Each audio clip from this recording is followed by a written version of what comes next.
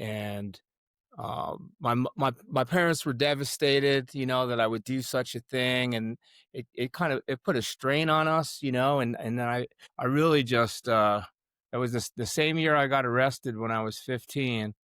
I tried cocaine, and cocaine really, that was my drug of choice. It just, you know, um, made me feel numb to everything, made me feel powerful. I should add too that I had an older brother that was a drug dealer. He was 10 years older than me, and he was a half brother, so I didn't see him that often. We didn't live in the same community. But when I saw him, he was like this macho guy. He had the gold chains and the muscles and the tattoos, and I wanted to be like him.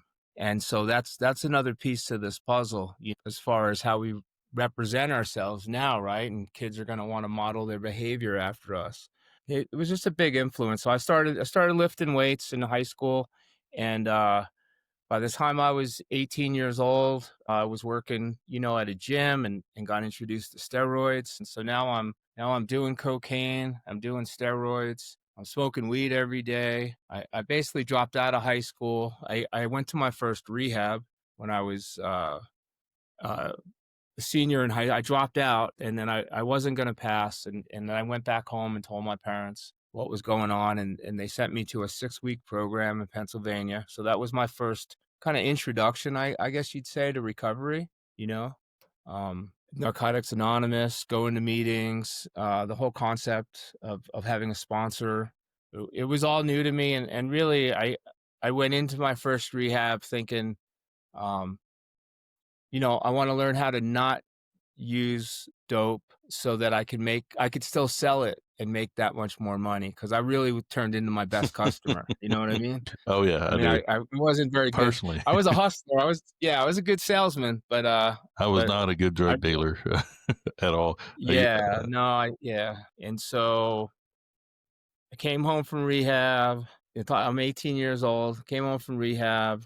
12 days later, my parents, find like half a pound of weed in my room because I started selling drugs right away, and they kicked me out of the house. And I have an uncle, um, that lives in Denver, Colorado. And at this time, by the way, I tried crack cocaine for my first time. So now I got addicted to crack.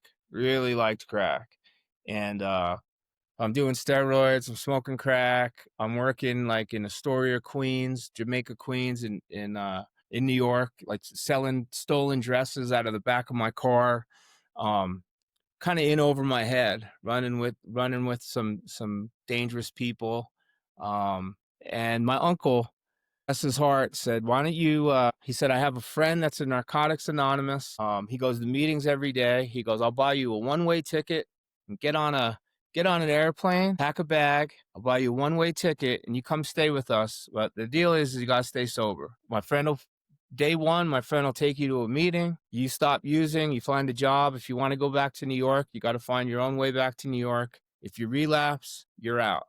You got one shot." I what made it attractive was that I was smoking crack. I sold everything. I stole from my parents, stole from all my friends. I was robbing drug dealers. Like, people were after me, so to speak.